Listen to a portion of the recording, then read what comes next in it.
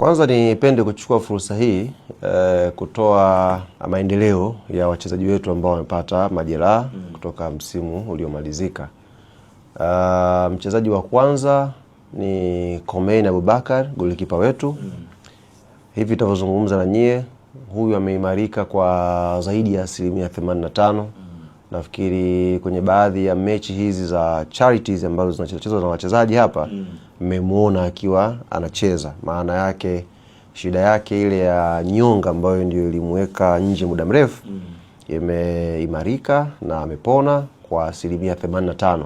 Zobaki hizo ni fitness sasa. Kwa hiyo Komeini anaweza akarudi uwanjani mapema iwezekanavyo. Mchezaji wetu Dickson Job na Clement Mzize, hawa wawili wapo kwenye session ya pamoja, na kwa mujibu wa ripoti ya madaktari, hawa kuwaona uwanjani kwenye mechi za ushindani inaweza kuwa mwezi wa 11 kwenye wiki za mwisho au mwezi wa 12 mwanzoni, kwa mujibu wa ripoti ambayo jopo la madaktari imetupatia. Mchezaji Pacome Zouzoua, yeye tunasubiri baada ya kufanywa operation zile wiki 6 ambazo madaktari walizitoa kama sehemu ya uangalizi wa kuangalia jeraha lake. Alafu baada ya hapo sasa ndio wanatupa makadirio kwamba huyu anaweza kuwa nje ya uwanja kwa muda gani.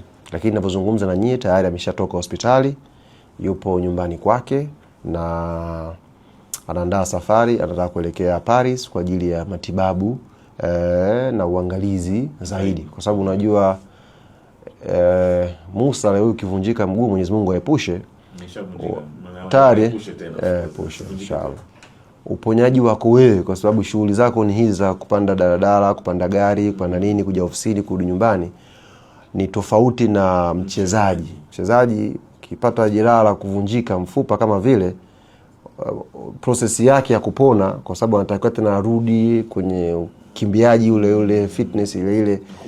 Kwa hiyo kwa hiyo kuna kipindi hapa cha uangalizi wa hilo jeraha mpaka inavyokamilika kuwa football player tena, ndio kipindi kigumu. Yaani issue sio kufanywa operation mfupa, kipindi kigumu ni ile procedure ya wewe kurudi na kuwa mchezaji. Kwa hiyo atasafiri kwenda nje ya nchi kwa ajili ya pia kuendelea